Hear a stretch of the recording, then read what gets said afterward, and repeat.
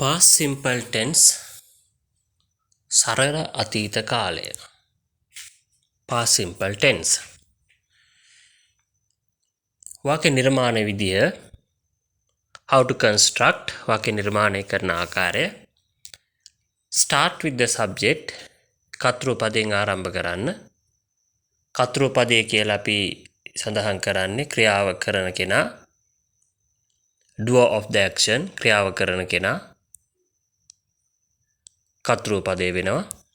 දෙවෙනි පියවරට verb in the past ක්‍රියාපදය අතීත කාලෙන් තැබිය යුතුයි. ක්‍රියාපදය අතීත කාලෙන් තැබිය යුතුයි. තුන්වනුව වාක්‍යයේ ඔබ්ජෙක්ට් එකක් එහෙම නැත්නම් වෙනත් කොටස් කම්ප්ලිමන්ට් එකක් එකතු කළ හැකියි. සරල අතීත කාලයේ අදහස පිළිබඳව ඊළඟට විමසා බලමු. Somebody did something or something happened. මේකේ අදහස යමෙක් යමක් කළා හෝ යමක් සිද්ධ වුණා කියන අදහස. සරල අතීත කාල වාක්‍යයක් කියලා කියන්නේ එයින් ලැබෙන අදහස තමයි යමෙක් යමක් කළා එහෙම නැත්නම් යමක් සිද්ධ වුණා. I ate rice මම බත් කෑවා. I drank tea මං තේ බිව්වා. නිමල් watch TV නිමල් රූපවාහිනිය නැරඹුවා. I listened to music මං සංගීතයට සවන් දුන්නා. මේ යමෙක් යමක් කළා කියන අදහස. යමෙක් යමක් කළා කියන අදහස. යමක් සිද්ධ වුණා අදහස් කියන අදහසත් අපිට ලබා ගන්න පුළුවන් සරල අතීත කාලෙන්. අතීත කාලයේ යනු මේ වන විට නිමා වූ අදහසක් අපේ අදහස් ලැබෙන්නේ. ඒ වගේම යමක් සිද්ධ වුණා කියන එකට it rained heavily RAINED rained වෙනවා. rain කියලා නෙමෙයි කියන්නේ rained කියලා ED වලින් තමයි අවසන් වෙන්නේ. එවිට මේ අතීත බවට පත් වෙනවා කියන්නේ වැස්සා. තදින් වැස්සා it rained heavily. තදින් වැස්සා. It rained heavily yesterday. ඊයේ තදින් වැස්සා. මේ ආදී අදහස් අපිට ලබා ගන්න පුළුවන් සරල අතීත කාලය තුලින්. ඉනිසා මේ වාක්‍ය රටාව පිළිබඳ නැවතත් ඔබ අවධානය යොමු කරන්න මම මෙහි පෙන්වා තිබෙන how to construct යටතේ වාක්‍ය නිර්මාණය කරන්නේ කොහොමද කියලා පෙන්වා දෙනවා. අංක 3කින් පළමු අංකය සබ්ජෙක්ට් වෙනවා. සබ්ජෙක්ට් කියලා කියන්නේ මම මුලින් සඳහන් කළා වගේ ක්‍රියාව කරන කෙනා. ඒක I වෙන්න පුළුවන්, we වෙන්න පුළුවන්, you වෙන්න පුළුවන්, they වෙන්න පුළුවන්, president වෙන්න පුළුවන්, prime minister වෙන්න පුළුවන්, minister වෙන්න පුළුවන්, member of parliament වෙන්න පුළුවන්, a child වෙන්න පුළුවන්, boys වෙන්න පුළුවන්, girls වෙන්න පුළුවන්. ඒ අපි ක්‍රියාව කරන කෙනා අනුව තමයි සබ්ජෙක්ට් හැම වෙලෙම පාවිච්චි කරන්නේ. ක්‍රියාව කරන කෙනා. දෙවෙනි පියවරටම අපෙන්වා තිබෙනවා verb in the past ක්‍රියාපදය අතීතයෙන් යොමු කරන්න කියලා. අතීත ක්‍රියාපද පිළිබඳව මම මේ පාඩමේදී තරමක පැහැදිලි කිරීමක් කරනවා. තරමක්. එතකොට එහිදී ඔබට අවබෝධ කරගන්න පුළුවන් අතීත ක්‍රියාපදය anu කුමක්ද යන්න පිළිබඳව. ඒ වගේම තුන්වෙනිම පෙන්වා තිබෙන ඔබ්ජෙක්ට් එකක් හරි කම්ප්ලිමන්ට් එකක් ඔබ්ජෙක්ට් එකක් හෝ කම්ප්ලිමන්ට් එකක් පාවිච්චි කරන්න පුළුවන් අපේ වාක්‍යයේ තිබෙනවා නම් අපිට අවශ්‍ය කරන අදහස ප්‍රකාශ කිරීම සඳහා. නැවතත් ඔබ අවධානය යොමු කරන්න meaning යටත meaning කියලා කියන්නේ අදහස. ඒ කියන්නේ මේ tense එක තුලින් අතීත කාලය තුලින් ලැබෙන අදහස තමයි යමෙක් යමක් කළා කියන එක. නිමල් drank tea නිමල් තේ බිව්වා. එතකොට I went to school yesterday මං ඊයේ පාසල් ගියා. එතකොට යනවා කියන අද මේ කියන්නේ බොනවා කියලා නෙවෙයි කියන්නේ ගියා හෝ බිව්වා. කෑවා. නිමා වූ අදහසක් පිළිබඳව අතීතයට එකතු වූ දෙයක් පිළිබඳව තමයි මේ කතා කරන්නේ. නිසා මේ වාක්‍ය රටා පිළිබඳව අපි මේ පාඩම තුළදී අධ්‍යයනය කරනවා. ඒ වගේම මේදී අවධානයට යොමු කළ යුතුයි අතීත කාල පදත් අපිට යොදා ගන්න පුළුවන්. අපි ඒද ඉදිරියේදී සාකච්ඡා කරනු ලබනවා.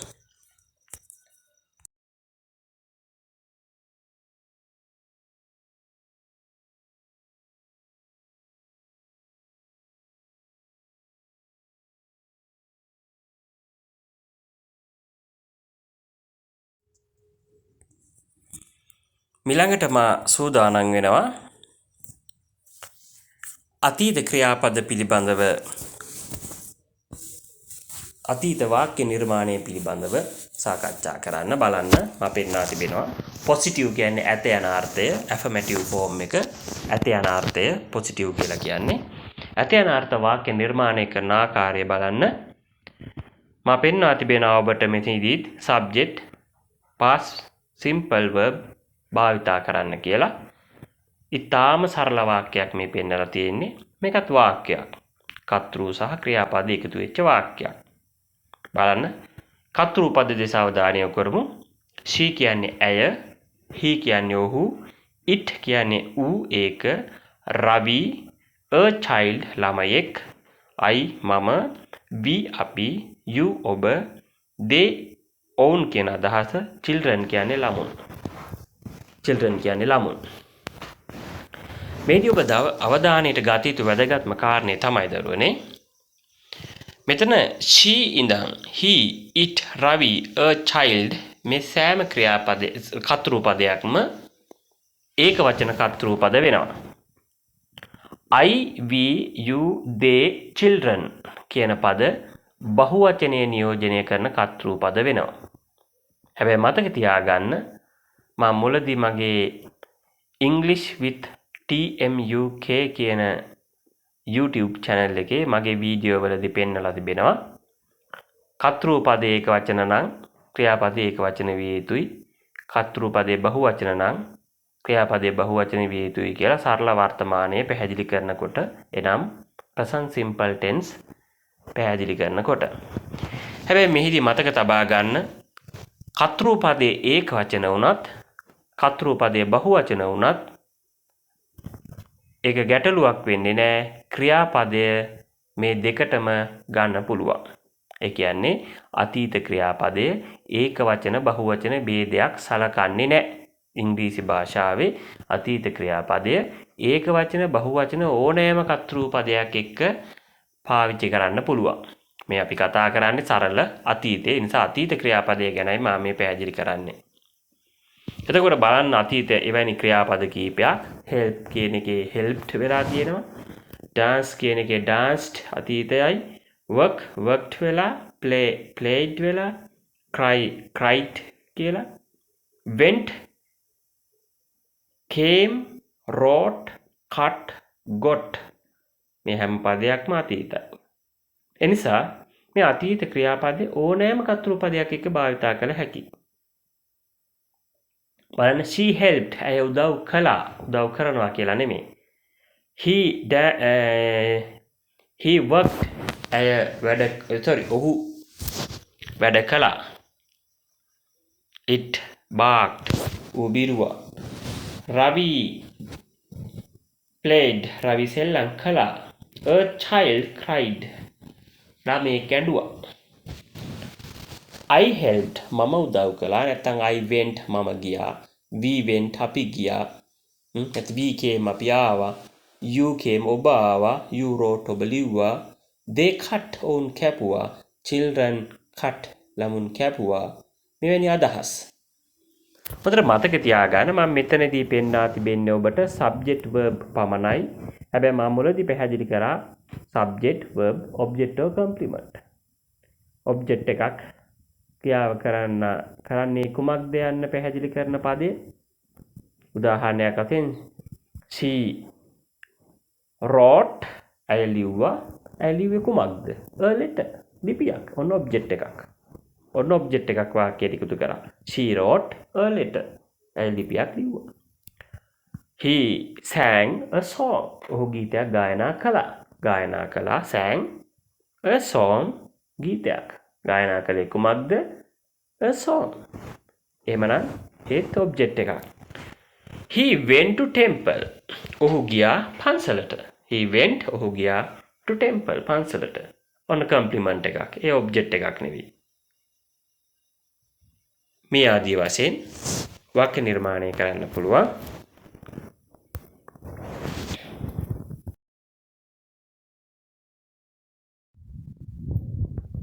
ඊළඟට මම බලාපොරොත්තු වෙනවා ඔබට පැහැදිලි කරන්න උදාහරණ කීපයක්.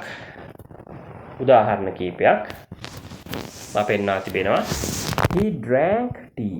ඒ බිව්වා. බලන්න drank බොනවා කියන අදහස නෙමෙයි. බොනවා නම් වර්තමානයි. මෙතන හැබැයි වර්තමාන වෙන්නේ නැහැ, අතීතයි. drank බිව්වා. she wrote a letter. ඇයි ලිපියක් ලිව්වා.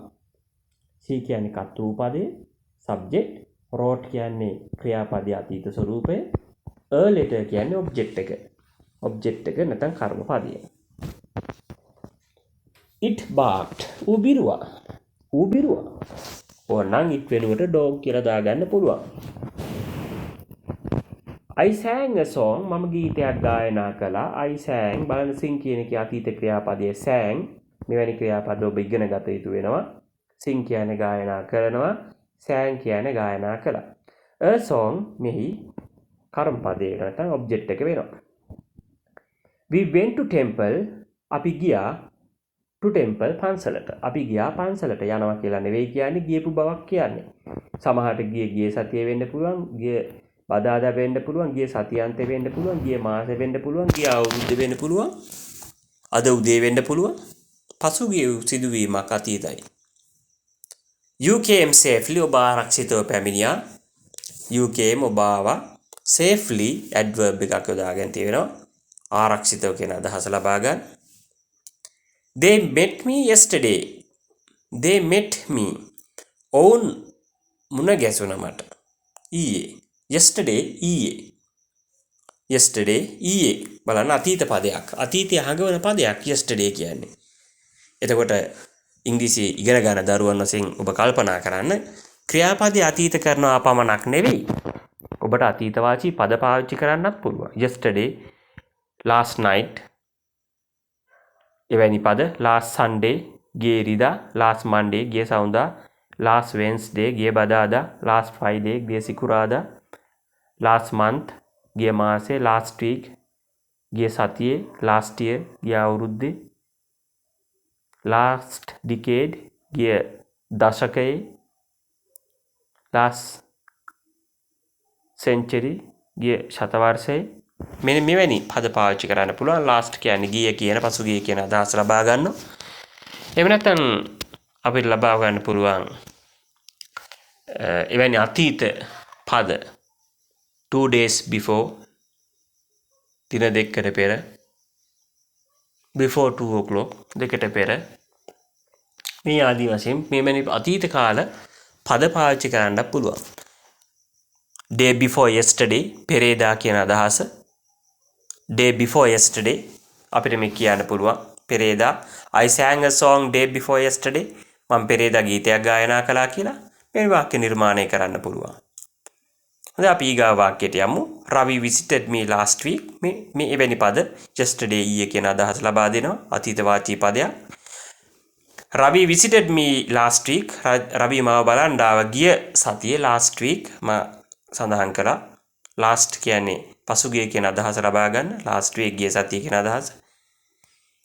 we swam in the river last month. අපි ගිය මාසේ ගඟේ පීනුවා. අතීතයේ ආවර්ජනය කරනවා මෙතන. එහෙනම් මෙවැනි වාක්‍ය නිර්මාණය කරන්න. බලන්න මෙහි යටින් ඉරියැඳි පද, ඒ කියන්නේ underlined word gives the past form of the verb. මේ යටින් ඉරියැඳලා තියෙන පද සියල්ලක්ම අතීතයි. මේක ඔබ හොඳට අවබෝධ කරගන්න, ඉංග්‍රීසි ඉගෙන ගන්න දරුවන් වශයෙන්.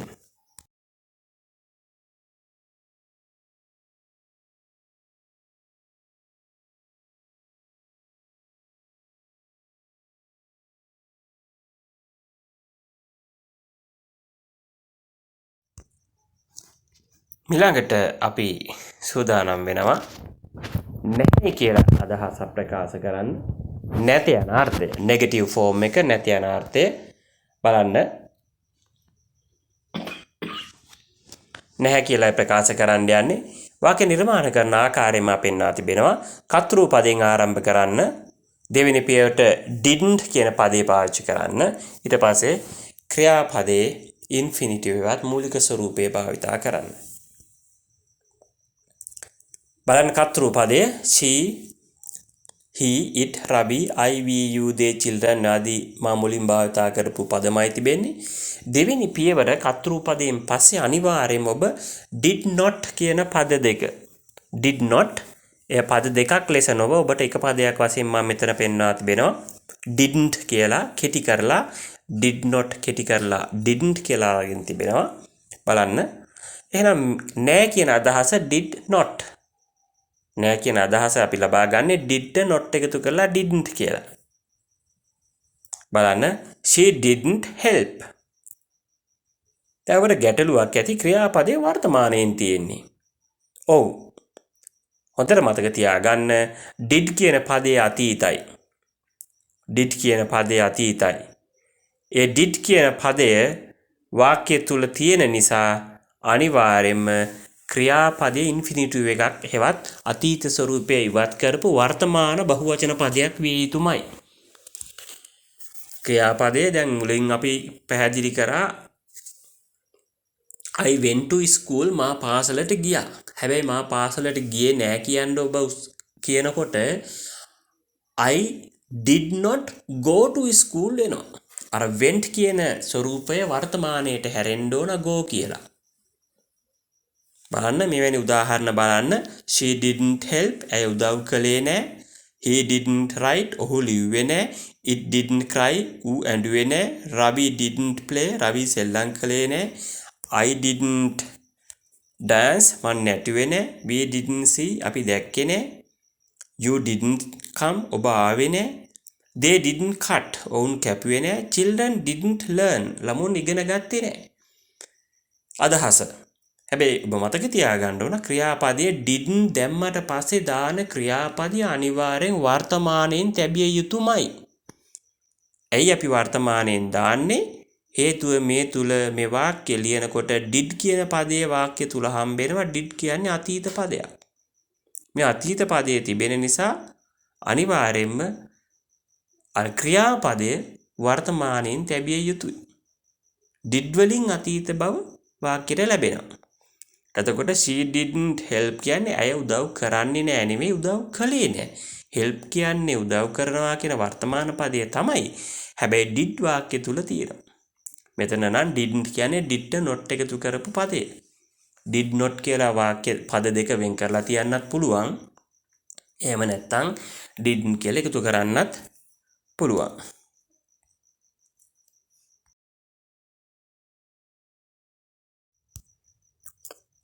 අප මේ අදහස් ටික විමසා බලමු. මේ වාක්‍ය ටික විමසා බලමු දැන්. බලන්න වාක්‍ය මා ඔබට පෙන්වා තිබෙනවා. She didn't help me. ඇය මට උදව් කළේ නෑ. අතීතයි. බලන්න සරල අතීතය. She didn't help me. මට ඇය උදව් කළේ නෑ. බලන්න didn't help.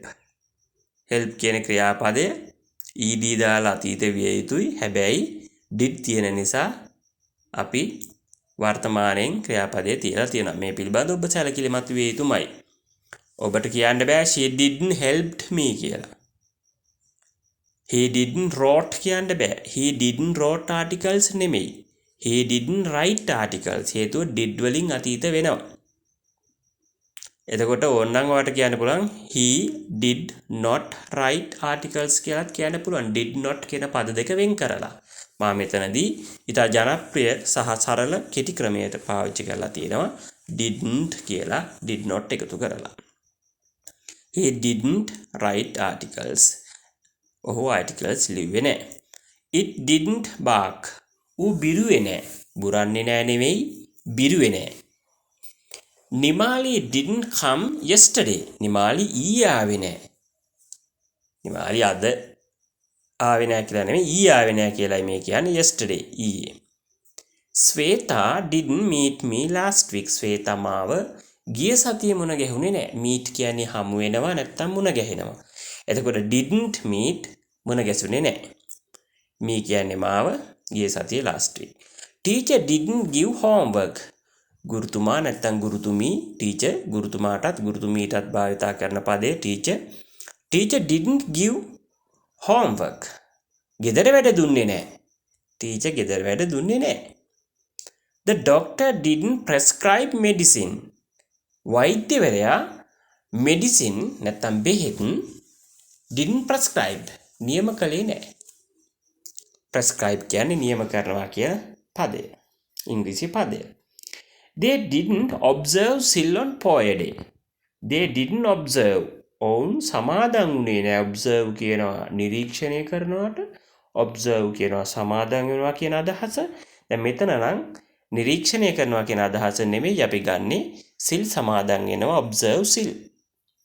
සිල් කියන පදේ අපි capital S අකුරකින් ලිවිය යුතුයි. Poya Day on Poya Day පොහොය දිනේට ඔවුන් සිල් සමාදන් උනේ නෑ කියලයි මේ කියන්නේ අතීත අදහසක්. You didn't sweep the class yesterday. ඔබ ඊයේ පන්ති අතු ගෑවේ නෑ. sweep කියන්නේ අතු ගන්නවනේ. sweep කියන්නේ අතු ගන්නවට ක්‍රියාපදේ. එතකොට you didn't sweep ඔබ අතු ගෑවේ නෑ කියලයි මෙහිදී ඔබට කියන්නේ. එහෙමනම් වාක්‍ය රටාවන් මේ ඔබ නැවත පුහුණු වෙන්න නැවත පුහුණුව තුලින් ඔබට ලොකු දැනුමක් ලබා ගන්න පුළුවන්. මේ වාක්‍ය හොඳට අධ්‍යයනය කරන්න. නැවත මේ වීඩියෝ එක නරඹන්න. ඒ වගේම මම හිදී ඉල්ලීමක් කරනවා ඔබෙන් YouTube channel එක තුල ඔබ English with TMUK කියලා type කරොත් මගේ channel එකේ තියෙන ඉංග්‍රීසි පාඩම් ඔබට බලන්න පුළුවන් වෙයි. මම බලාපොරොත්තු වෙන මුල සිටම පාඩම් සියල්ලක්ම හැකි විගස ඉදිරිපත් කරන්න. ඒ නිසා ඔබේ like එකක් සහ subscribe කරන්න. subscribe කරලා තිබුණොත් ඔබ මා වීඩියෝ එකක් අප්ලෝඩ් කරපු විගස ඔබට දැනගන්න ලැබේවි. ඒ වගේම subscribe කරන්න, මේවා නරඹන්න. එය ඉදිරි පාඩම් ඉදිරිපත් කිරීමට ලොකු ශක්තියක් වේ. ඉතින් මම ඔබට good luck සුබ පතනවා. ඔබේ ඉංග්‍රීසි දැනුම වර්ධනය කරගන්න මගේ මේ ස්මාර්ට් ඉංග්‍රීසි පාඩම් මාලාව English with TMUK කියන YouTube channel එක හරහා නරඹලා ඉංග්‍රීසි දැනුම වර්ධනය කරගන්න. Have a nice day.